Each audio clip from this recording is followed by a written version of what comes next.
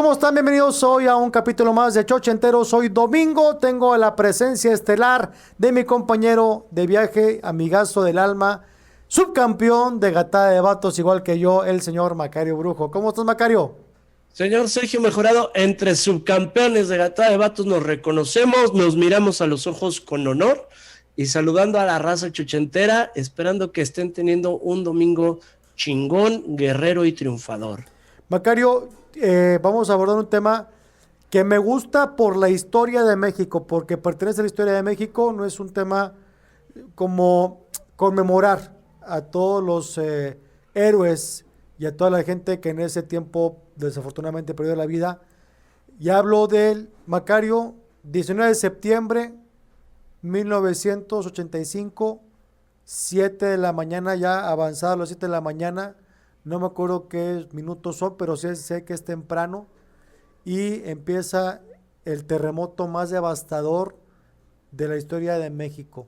¿Cómo lo viviste? Yo vivía en ese tiempo, mi queridísimo Sergio Mejorado, tenía 10 años, cabrón, y vivíamos en las montañas, en el camino al desierto de los Leones, que ahí sigue viviendo mi mamá. Se sintió muy fuerte allá arriba en la montaña, sin embargo no fue realmente, ¿qué te diré? Como que vieras que se te rompió algo en la casa, porque la casa de mi mamá estaba en el cerro, pues. Lo que de ahí nos iba a llevar un tío mío, vivimos en un mismo condominio, mis tíos y mi familia, ¿va? Y un tío dijo, si así se vivió acá arriba en el cerro, la ciudad se hizo mierda, ¿no? Y pues va pasando un poquito el día, llegamos a la escuela, nos regresaron, nos dijeron, ¿sabes qué? Hay pedos, cabrón, regrésense a sus casas. Y uno como niño no va dimensionando lo que acabas de vivir. Me regreso a la casa y mi mamá estaba viendo las noticias y mi mamá estaba aterrada completamente. Y mi mamá me dijo, se hizo mierda la Ciudad de México, cabrón. ¿No? Lo que se alcanzaba a ver así en las noticias era un puto panorama del terror. Y como niño, pues sí te cagas, o sea, sí dices, güey, o sea, ya no tenemos ciudad. Había una ciudad y ya no la tenemos. Y era un pánico y una angustia, lo que se sentía así como en el ambiente, en el aire, era estar tratando de comunicarte con tu familia. Mi abuela sí vivía más céntrico en la colonia del Valle y las líneas estaban tronadas, no podías hablar por teléfono, no había celulares, por supuesto, y era, no sabes si sigue viviendo tu abuela, no sabes si siguen viviendo tus tíos, cabrón, todo lo que va saliendo es polvo y la gente con rostros de terror en las noticias y demás. Mi tío, el papá de mi prima, se acercó hacia la Ciudad de México, no sé cómo fue llegando, como hacia irse metiendo, creo que fue a intentar ayudar lo que pudo, y de regreso en la tarde sí nos decía, cabrón, este es un panorama del pinche apocalipsis lo que pasó allá abajo. Ya después nos enteramos que mi abuela estaba bien, que mis tíos estaban bien, y como que va cayendo la nube de asombro, de terror y de espanto, y vas entendiendo lo que pasó, y surge también una parte de la Ciudad de México muy bonita. Los chilangos somos muy dados a caernos gordos, por lógica, cabrón, porque estamos aperrados, porque tenemos que estar peleando todo el tiempo por un pedacito ahí dentro de la Ciudad de México. Y lo que pasó, mi querido Sergio Mejorado, es que afloró lo mejor de los chilangos, de la raza poniéndose las pilas para ir a rescatar a sus hermanos de ahí de entre los escombros, para hacer comida, para llevar víveres, etcétera. Y fue una unión muy cabrona. Ahí te das cuenta cómo después de que el diablo hace cosas muy grandes y muy culeras, surge como la parte luminosa de los seres humanos e hizo que los chilangos trabajaran en conjunto por levantar su ciudad y como apoyarse unos a otros dentro de la desgracia.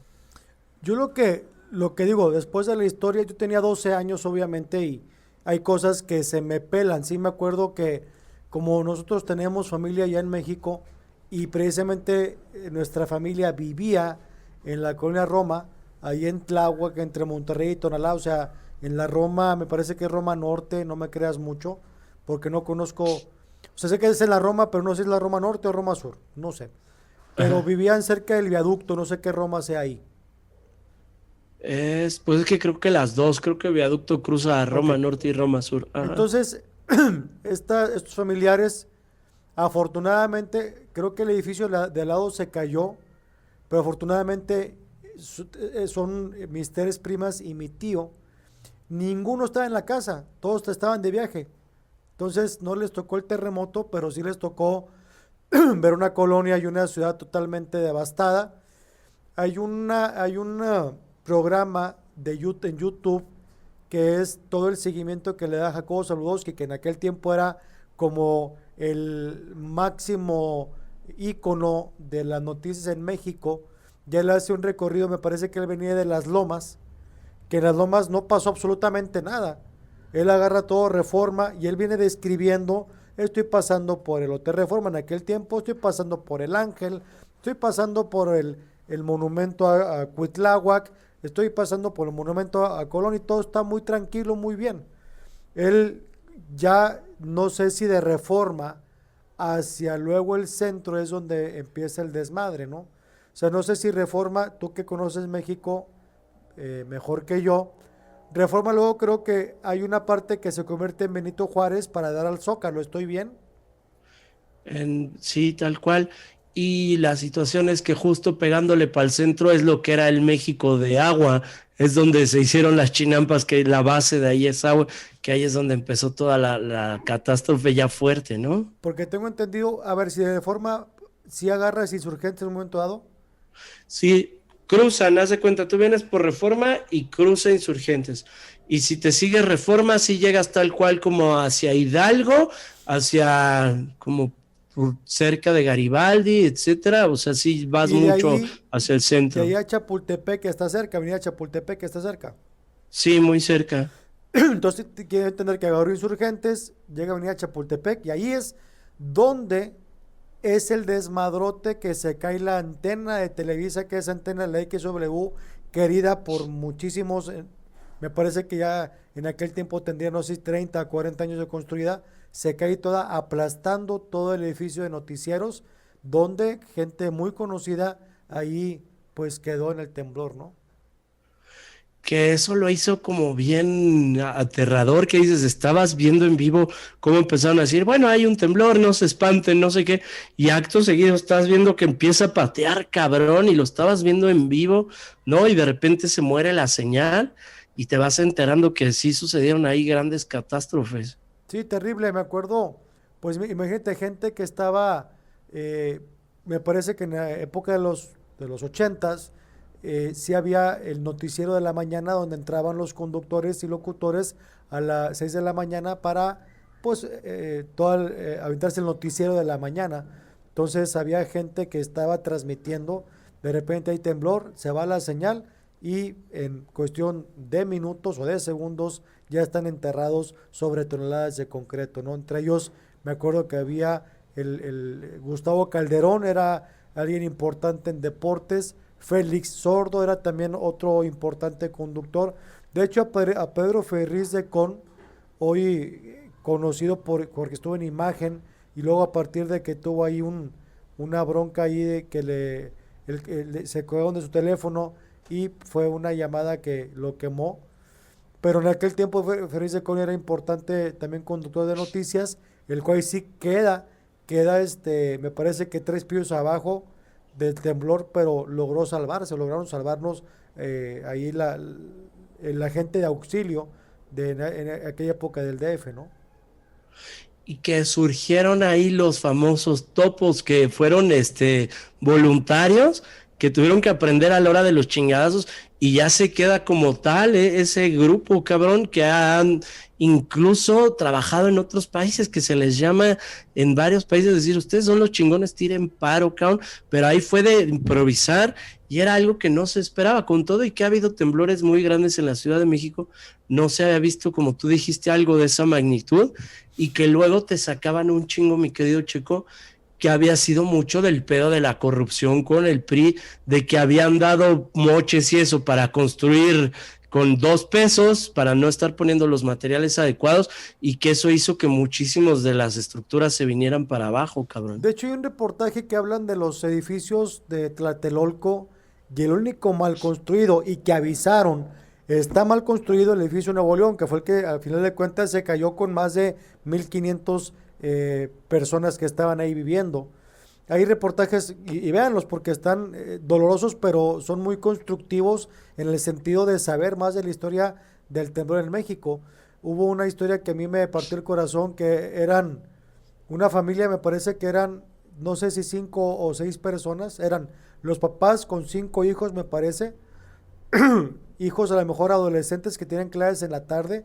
El papá tenía que entrar a las 6 de la mañana a su trabajo y la mamá salió a comprarlo el desayuno, este, no sé, cerca de Tlatelolco, cerca del edificio, y los hijos estaban dormidos todos, y les tocó el temblor, y desaparecieron los 5 hijos, y los papás se quedaron sin hijos. O sea, hay una entrevista de uno de ellos que sí, ay cabrón, te parte el corazón decir, perdí a mis hijos, güey, en segundos, y sobre todo por esto, por un edificio que está mal construido, que creo me parece ser, y si no corríjanme, fue de los últimos edificios que se construyeron en Tlatelolco y fue el peor construido.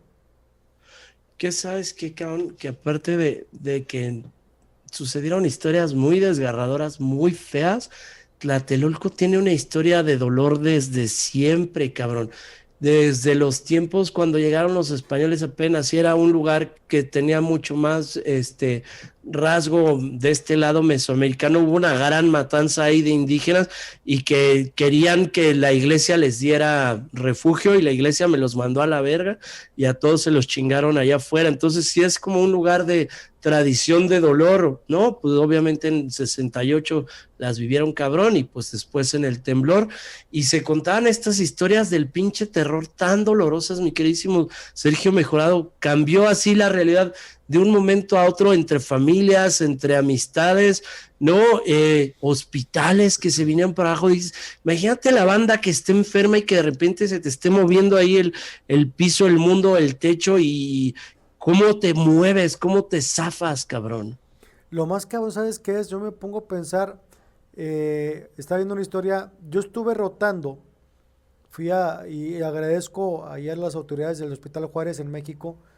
Yo cuando tenía hace más o menos unos 15, 18 años, pedí oportunidad de rotar porque me gustaba, yo quería ser cirujano maxilofacial, y de los mejores hospitales en México es el Hospital Juárez de México, que está ahí en Avenida Politécnico.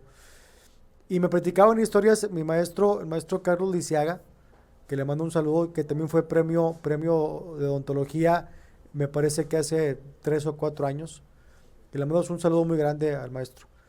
Y él me platicaba la historia de que el Hospital Juárez antiguo del 85 estaba situado en otra parte, no me acuerdo en dónde, pero estaba situado en otra parte.